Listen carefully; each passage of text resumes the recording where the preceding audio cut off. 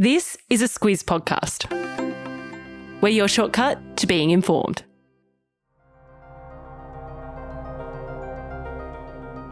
There's a loss of trust that is induced by the events around COVID-19 during the pandemic, but also, of course, the discourse in the media that was happening around it. So what you have is not so much a sort of gullible population as a mistrusting population. And I mean, I think a little mistrust is very healthy, but too much distrust, that quickly becomes dysfunctional.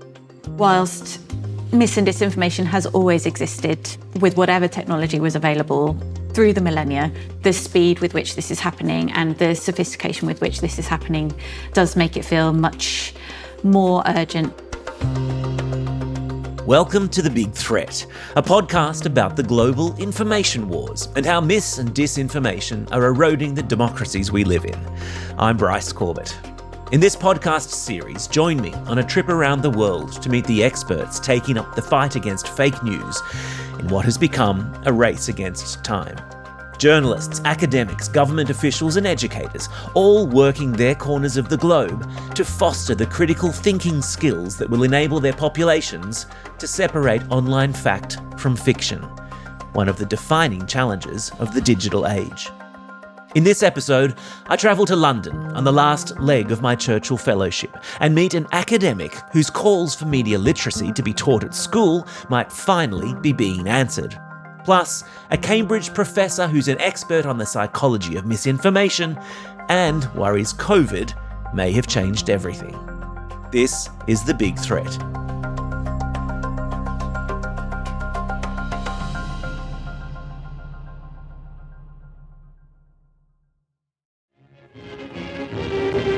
The national government is going to the country. British Paramount News is impartial, giving to each party leader the opportunity to speak.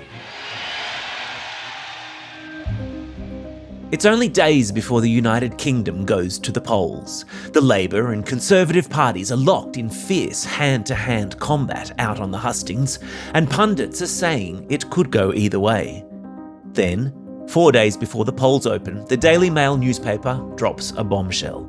It's been leaked a letter, purportedly from inside the Soviet Union, revealing secret Labour Party plans to join forces with sleeper communist cells within the country and launch a full-blown communist revolution once they are re-elected.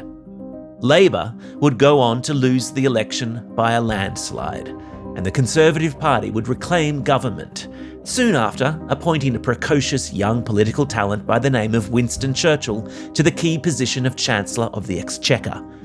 The year was 1924. The Zinoviev letter, as the leaked document would come to be called, would many years later be revealed to have been a fake. Its origins were never really established, but multiple investigations by historians pointed the finger at Britain's spy agency, MI6. An organisation which, at the time, was led by a group of men who had all been at school together and, according to one historian, whose allegiances lay very firmly in the Conservative camp. To this day, it's still referred to as the first major instance of fake news to bedevil the British political system and impact the outcome of its democratic election. Fast forward 71 years, and it seems the government might now actually be doing something about it. Media literacy is really important. Having the skills to think critically about the content we create and consume, both online and offline, is essential. Unless we can improve media literacy for everyone in the UK, social cohesion is at risk and even democracy itself is threatened. In July of this year, Baroness Keeley, a long-time member of the Labour Party, a former minister and now a member of Britain's upper house, released a report by the Communications and Digital Committee of the House of Lords, simply titled Media Literacy. The report called for the immediate introduction of mandatory media literacy lessons into the UK schools curriculum, overseen by a senior minister appointed for the specific purpose of making media literacy a national government priority. The report said that attempts to date of teaching media literacy had been piecemeal and ineffective, and found that leaving it to the communications regulator Ofcom to promote media literacy around the nation had been ineffective at best and a complete waste of time at worst. Improving media literacy starts with young people, and it starts in schools. During our inquiry, we spoke to teachers, parents and young people to get their views on media literacy. We heard that too often, teaching of media literacy in schools is patchy or reliant on there being an interested teacher. We even heard in some schools it is limited to a single themed assembly each year. That is why we're calling for media literacy to be incorporated across the national curriculum. To help teachers feel confident in teaching media literacy, we also need to incorporate it into initial teacher training and professional development. But boosting media literacy in the UK is not limited to what happens in schools. The government has left media literacy policy to Ofcom, but as a regulator, there is a limit on what they can achieve. Only the government can coordinate and deliver the nationwide media literacy programme that we need. And that's why we're calling for a single senior minister to lead media literacy work across government and to improve join-up across departments. And while a House of Lords report, coming from the unelected upper house of the UK Parliament, lacks some of the punch that might otherwise come from a group of lower house MPs, it nevertheless marked a shift in government thinking. Importantly, the report also recommended tech companies take responsibility for the problem they had in large part created. Calling for the creation of a levy that every tech company must pay, Baroness Keeley said it was up to the likes of Meta, Google and TikTok parent company ByteDance to fund the media literacy education of the British nation. Finally, we are not letting tech companies off the hook here. They have a responsibility to help their users think critically about the information they encounter. But there is currently no formal requirement for them to engage with media literacy. So we're calling on Ofcom to toughen up by setting minimum standards for tech platforms' media literacy activity, and we recommend a levy on tech companies to fund that long-term media literacy work. Improving media literacy is a challenge we all face and one we must meet head-on. It's a call to arms that long-time UK advocates of media literacy, including Professor David Buckingham from Loughborough University and the University College in London, says is long overdue. I think what is very significant for many of us in this area is that actually it's being pretty frank and it seems to me quite straightforwardly honest about what is not happening in this field. Professor Buckingham is the author or co-author of no fewer than 32 books on the subject of children and media, and will add number 33 to his CV when he releases early next year a book titled The End of Information, Media, Education and Knowledge in a Post-Truth Age. There is a growing amount of talk and responsibility for promoting media literacy is given to the media regulator. And the big problem is that this never really has connected with the formal education system. And I think what's important is that this report kind of acknowledges that there's been a sort of failure to really have joined up government. So media literacy, they're reluctant to address it, to include it in their concept of literacy. So what you have is this thing called media literacy, which is rather poorly defined, rather nebulous in a way, a set of kind of good intentions, but largely outside the formal education system. And the report kind of picks up on that because it says, well, effectively what you're doing, if you shunt it outside of formal education, it becomes very haphazard, it becomes quite fragmented. Part of the problem with the lack of widespread media literacy education in the UK, according to the good professor, is that responsibility for its promotion lies with the media regulator, Ofcom. The problem has been that the Ofcom, as the regulator, has really, over time, been unable to engage the Department for Education, which is the policy makers in education, who have other fish to fry. You know, they've got other kinds of concerns. And I think there is also a resistance to this dangerously newfangled idea of media education or media literacy. What the education Ministry for Education tend to say is, oh, yes, don't worry, we do all this already. It's there here, it's there, it's there in the computing curriculum, the IT curriculum. But if you look in the IT curriculum, it's absolutely not there. And it should be, from my point of view, it should be within the subjects of English, which is, it's where we teach about language and culture and communication. It's the heart of the curriculum. That's where a lot of the history of media education in the UK has come from. And actually, it's not just not there, it's been removed. It's been actively removed from there. Wow. That goes back to the Conservatives, right? So that was around 2015, 2016, that the last government, which was the Conservatives, removed it. So we're waiting to see if this House of Lords report will mean that the government, now Labour government, will bite the bullet and agree that, this should really be there at the heart of the curriculum. And you've always argued that schools and media literacy being taught in schools is really the only effective means by which to achieve widespread levels of digital literacy. Why is that your argument? Well, I wouldn't say only schools. I mean, I think there's a very good reason why it should be there in schools, which is self-evident, really. Schools are compulsory. All kids have to go to school. They spend a long time in school.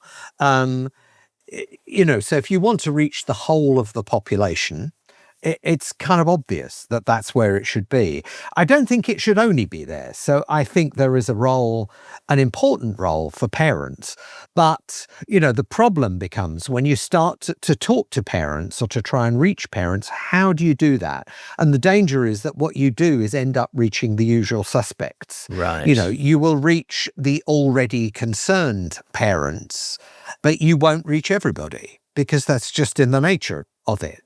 There's also, I would say, it needs to be there in universities and it needs to be there in adult education. But I would say that school has got to be the basis for it because that way you're going to reach everybody.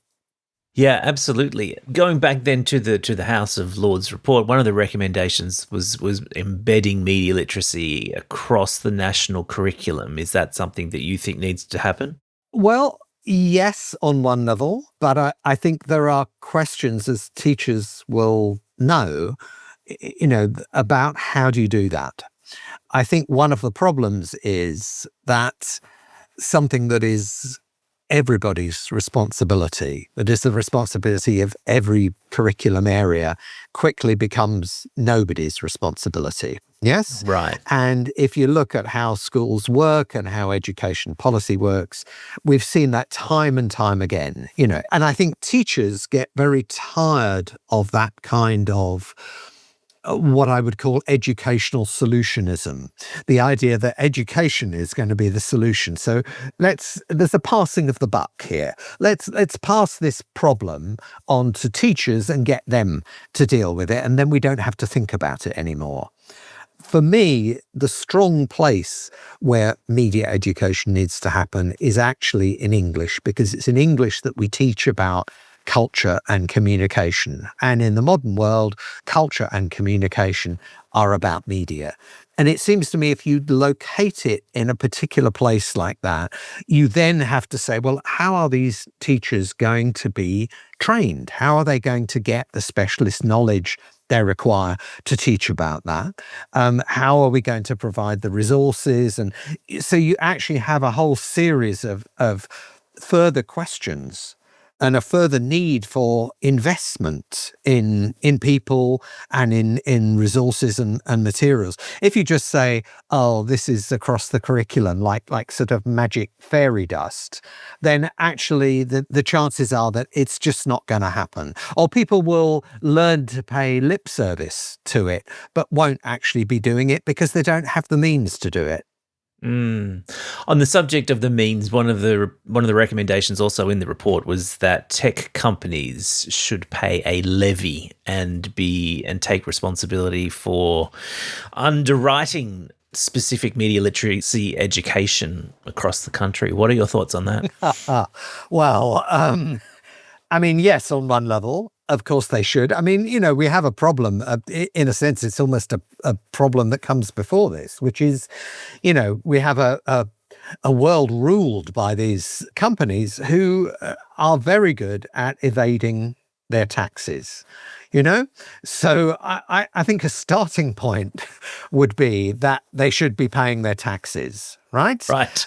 Further on from that, yes, I think, this is the kind of thing that income from such taxes ought to be spent on.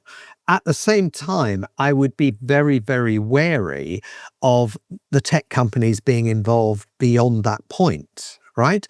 And what we've seen over the last few years with media literacy is the tech companies think, this looks like this is the latest flavor of the month in policy.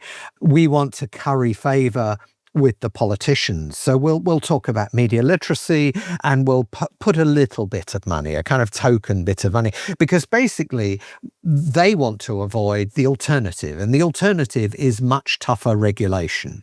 So for them, media literacy looks like a nice way out of this threat that they really don't want to face. So, Google, Microsoft, Facebook, etc., are supporting media literacy programs. Now, if what they're doing is just funding those programs and actually professional educators are getting on with the job and there are no strings attached, then I don't have a problem with it. But if actually we're having what's effectively curriculum written by, well, not Mark Zuckerberg, but written by those companies, then we have a problem. So I think those companies absolutely should be supporting it.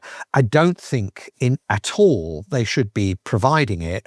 And we need to look very, very hard at the strings attached. What are the conditions of the involvement of those companies? What about the other recommendation in the report that a senior minister of government be appointed to take responsibility for making media literacy a mandatory nationwide offering? Well, in principle, again, yes. I mean, I think what they're trying to do here is to address the problem that I talked about earlier, which is the lack of joined up government, right? Yeah. So you have something coming from the regulator, which is about communications policy or cultural policy. You have a call on education policymakers to do something about this, and the two, never the twain shall meet. The two don't speak to each other. So the principle of having a senior minister that is precisely responsible for joining up these different elements of what should be going on is a really good one. I mean, again, I think like many people these days, I am somewhat skeptical about the powers of government and the ability of government to address these things, but I guess we have to have faith. I asked Professor Buckingham if the phenomenon of news avoidance is as acute in the UK as it seems to be in other parts of the world, and whether the flood of conflicting information that people are exposed to online on any given day is making them switch off and disengage entirely, both with real news and with civic institutions. And it seems to me news avoidance, yes, is rising. And in a way, it's entirely understandable. Yes. That people should distrust not just politicians, but also news providers, journalists. And there's a move, which I suspect you probably had in Australia as well, towards the teaching of news literacy. News literacy will apparently be the solution to the problem of news avoidance, or people turning off the news or just being disengaged from the news. And the distinction being teaching people the value of news? Well, yeah, again, as it's defined, I think, one of the problems here is that, who is really in this space. And by and large, what you have is the traditional news organizations, right? And part of what they're doing is PR. Yeah. I mean, to be somewhat cynical, but they are supporting their own brands. And in the meanwhile, dissing off everybody, the social media in particular. Right, the upstarts, the newcomers. So it's The Guardian, it's The Economist, it's the BBC. And so what they're saying is, we will be going into schools, we will be teaching news literacy. And I think one of the problems is that news literacy in that frame often comes to be just news appreciation. It's about understanding how wonderful journalists are and what wonderful work they do, as opposed to those disreputable people on social media. And my feeling is that will not wash. Right. I think it actually misrepresents some very genuine criticisms that people have had for forever about mainstream traditional media. The point is, where are the professional educators? Where are the teachers trained to teach about this?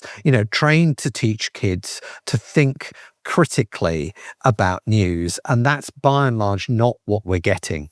So I think actually the problem is not so much, gullible people believing misinformation, but actually that people, you said it yourself a little earlier, that people are kind of deluged with this proliferation of so-called information from different sources, some of it obviously more trustworthy than others, but actually it's very hard to tell the difference, right?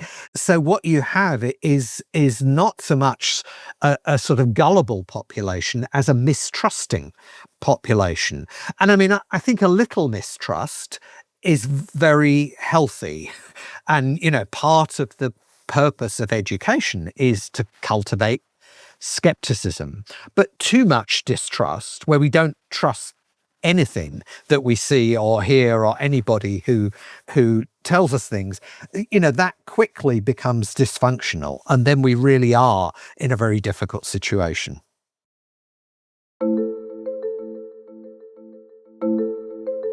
As the UK embarks on the most ambitious vaccination programme in our history, the campaign to convince people not to take the COVID vaccine has cranked up a gear too.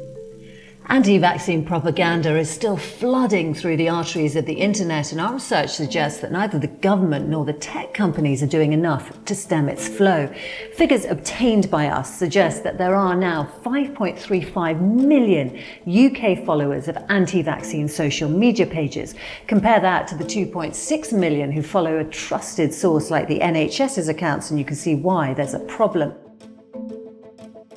For the early part of his academic career, Dr. John Ruzenbeek was an expert in Russian propaganda in the Ukraine war. When I catch up with him in London, he's about to join Cambridge University, and his new book, The Psychology of Misinformation, has just been published. And his focus has turned to the misinformation that flourished during the COVID pandemic. I was interested to read that in the UK, that childhood vaccination rates are at their lowest point in over a decade, far below World Health Organization recommended threshold of 95%. How much of that situation would you say is misinformation to blame? It's really the only plausible explanation, if you ask me. In this particular case, why are vaccination rates dropping in the United Kingdom, but not just in the UK, elsewhere as well? It's really, really, really hard to say, but it's very likely that COVID has something to do with it. Not only kind of the drop in trust in, for example, institutions and medical authorities and so on that COVID has been associated with, but also with the quite hefty volume of mis and disinformation around vaccines, and especially mRNA vaccines that we're seeing today. So that has done a number on us in a lot of ways. Professor Ruzenbeek, working with fellow misinformation expert Professor Sander van der Linden, developed an online game called Bad Vax.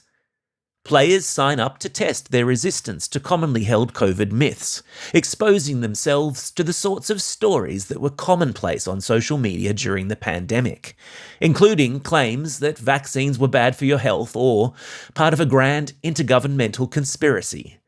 Professor Ruzenbeek calls it psychological inoculation.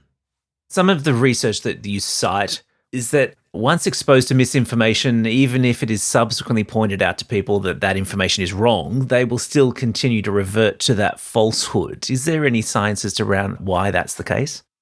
Yeah, this is an effect that psychologists like to call the continued influence effect, which basically states that even if successfully refuted, misinformation once believed can have consequences in the long run. So it's not like a correction completely erases all memory that you have of the misinformation that you once believed, right? You continue to rely on it in part, even after it's been refuted, right? So that can be for a variety of reasons, right? It can be that you kind of forget the correction or don't quite remember why it was so persuasive, right? A few weeks later, let's say. It could be that you have a certain kind of residual interest in making sure that you continue to believe the misinformation because you care about believing it, because believing the misinformation is tied to, let's say, your political allegiances or other kind of identity-related motivations. That could happen as well. On the topic of political allegiances, I asked Professor Rosenbeek to reflect on what impact the appointment of Robert F. Kennedy Jr., a well-known anti-vaxxer, will have on the integrity of the public health system in the United States. Yeah, that's a very good question. It's very hard to say. So with Kennedy, as with other kind of high-profile people that might be saying things that are not true, you have to be careful that the people that trust his word on vaccines are pointing to other things he's doing and saying that are not completely unreasonable, right? For example, getting toxins out of foods, right? Especially for children. That's a crusade of his that he cares a great deal about. And in some cases, you're probably right that he's taking things a bit far. For example, fluoride, taking it out of the water, right? Which there doesn't seem to be a lot of evidence is a good idea. But the people who trust Kennedy and who think he's doing the right thing, they're saying, well, he's taking toxins out of children's food. Why would you possibly disagree with that? What's wrong with you? I'm reminded of a New Yorker cartoon that I have pinned to the notice board in my home office. It shows the interior of a plane, mid-flight, with a passenger standing in his seat, addressing his fellow travellers, saying, "These smug pilots have lost touch with regular folks like us. Who thinks I should fly the plane?" A sea of hands are raised in the cabin around him. How have we gotten to the point where there is such widespread distrust in science? Yeah. So you have a couple of things going on at the same time. The first one, I think, is COVID, where a slice of the population, fairly large slice, simply doesn't believe that the government and the advisory bodies to the government, meaning mostly scientists, behavioral scientists, epidemiologists, and so on, did a good job. They simply do not believe that what was done was reasonable and proportionate and was necessary.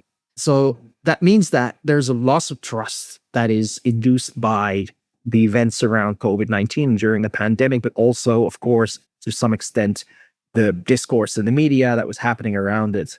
In COVID's wake, if you will, there's a lot of mea culpas on the part of the scientific community about kind of miscommunicating things and misinterpreting things and giving the wrong guidance and so on and so on. But then, after that, people might say, well, science said this was a good idea, and it went badly, and now, here we are, so science must have been wrong. I don't think I trust them anymore, right? That's not an unreasonable conclusion for someone to draw, based on that information, of course. But it's also not entirely fair, I would say. For the past 2 years, the Daily Kids news podcast that I produce, Squiz Kids, has been on a mission. We created a free media literacy resource for primary school classrooms called Newshounds, a plug-and-play program teaching kids how to think critically about the flood of information they're exposed to every day online. And it's resonated. From a standing start just over 2 years ago, Newshounds has now had more than 4,900 teachers sign up to do it with their classes. In the program, Squizzy the Newshound, a cartoon detective dog, goes out into the internet and sniffs out fake news, teaching kids along the way to stop, think, and check before believing everything they see online. It's the reason I was awarded a Churchill Fellowship by the Winston Churchill Trust Australia to travel overseas and see how other countries are educating their kids to be alive to the torrent of mis and disinformation on the internet on any given day. This is an Elizabeth Line service to Shenfield via Stratford. And it's the reason, at the end of my visit to London, I find myself hopping off the tube at King's Cross and walking, on an uncharacteristically sunny February morning, up to the offices of The Guardian newspaper. Upon arrival, I'm met by Ellie Noreska, who's as excited to meet me as I am to meet her. Largely because the similarity between newshounds and The Guardian Foundation's Newswise program is uncanny. Age-appropriate classroom resources made for primary school kids, using real-world examples and designed to encourage critical thinking. As we sit down to chat, we find ourselves finishing one another's sentences. We started Newswise in 2018. Yes. That coincided with one of our partners, the National Literacy Trust, was had done a piece of research on critical literacy and fake news. And that study found that only 2% of children in the UK had the skills they needed to identify whether something was real or not. And so the Newswise programme was developed to sort of address that concern, but also much wider concerns from teachers, parents and children themselves about the whole idea of fake news, that children were feeling anxious about news and information, and also that because this idea of fake news was out there and they were aware of it, it was making them trust all media less. So that's what we try to address in the programme. Drawing on The Guardian's newsroom full of journalists, Newswise also arranges virtual journalist visits into classrooms. Important, according to Ellie, as a way of underscoring the importance of the fourth estate and the role played by journalists in it, while placing the theory of media literacy into real-life contexts with real-world stories. So that's another important element of it, is that it's relating everything to the real world and real life. So that's through using real news reports, but also that all of the skills that they're learning, whilst they are in the curriculum, they're also relevant to real journalists. So if you're a real journalist, you need to learn how to do fact checking. If you're a real journalist, you need to learn to get 3 different sources to verify that something's real, or that you might be learning interviewing skills, or you might be learning how to sub-edit a piece of writing.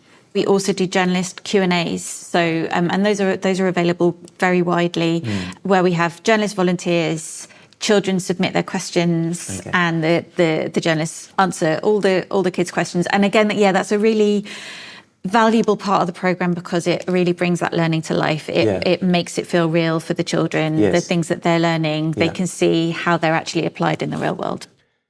Similar to newshounds, Ellie says Newswise has found particular traction in the regions and more remote parts of the United Kingdom, where teachers are perhaps more motivated than their urban counterparts to remind their students of the big, wide world beyond their small town boundaries. Recently, we've been working with a few schools in North Yorkshire, in very rural, remote communities, and the comments that we get from the teachers there are very much about, we live in these very small communities, and it can be difficult for children to imagine, or they don't get an opportunity to engage with the bigger world. And this is really important for them to realise that the world is not just this very small farming community. I explained to Ellie that one of the happy, unexpected consequences of newshounds had been what I call the reverse transfer of intergenerational knowledge. When the Queensland University of Technology undertook an independent academic assessment of newshounds to determine its effectiveness, it found that children were doing newshounds in the classroom, then returning home at night and challenging their parents when they regurgitated something they'd read on Facebook that day, saying, "Is that right, Mum? Because Squizzy always tells us to stop, think and check." Ellie says she's noticed the same thing with Newswise. You mentioned earlier about children taking home their learning to their parents, and we get that too. And that's so great to hear when we have teachers saying, the kid came in and he said, I went and told my mum about all the things we've been learning, and told my mum how to, how to be trust or not what she sees on social media. Absolutely. And in the prevailing information climate, if I can call it that, is there perhaps greater urgency than ever before for what we're providing?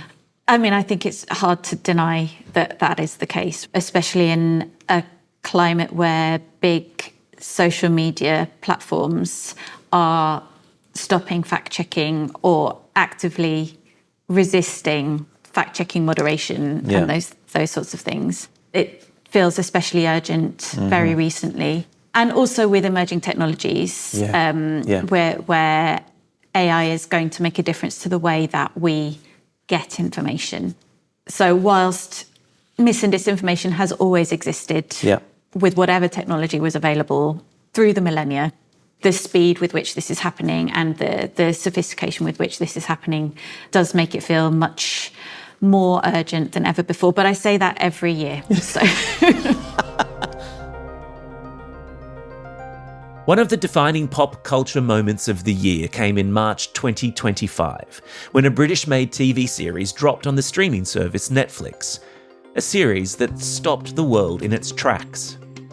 Called Adolescence, and telling the story of a 13-year-old boy arrested for the murder of a female classmate, it was hailed for sounding the alarm on so-called incel culture and the toxic masculinity that lurks in darker corners of the internet.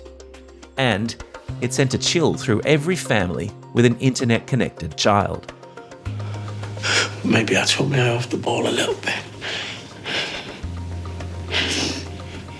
But he was in his room, weren't he? You know, we thought he was safe, didn't we? Yeah. Didn't we think he was safe? Now, what harm can he do in there? I thought we were doing the right thing. The series was lauded for its technical achievement, with entire episodes filmed in one take. But if it did anything especially well, it was to capture the helplessness felt by parents everywhere in the digital age. Raising digital natives, here was a generation of parents who were flailing. Too scared not to give their kids smartphones, yet terrified at the havoc they were quietly wreaking.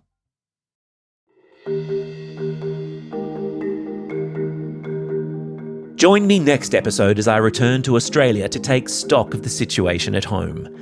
I sit down with the Governor-General, Sam Mostyn, who's determined to make media literacy and civics education a hallmark of her tenure. And then also with former South Australian Premier Jay Weatherill, who's on a new democracy crusade, as well as an interview with one-time Labor Party leader Bill Shorten, whose new role has given him unprecedented insight into just how acutely our own democracy is under threat. This podcast has been made possible by the Winston Churchill Trust Australia. I'm Bryce Corbett. Thanks for listening to episode 6 of The Big Threat.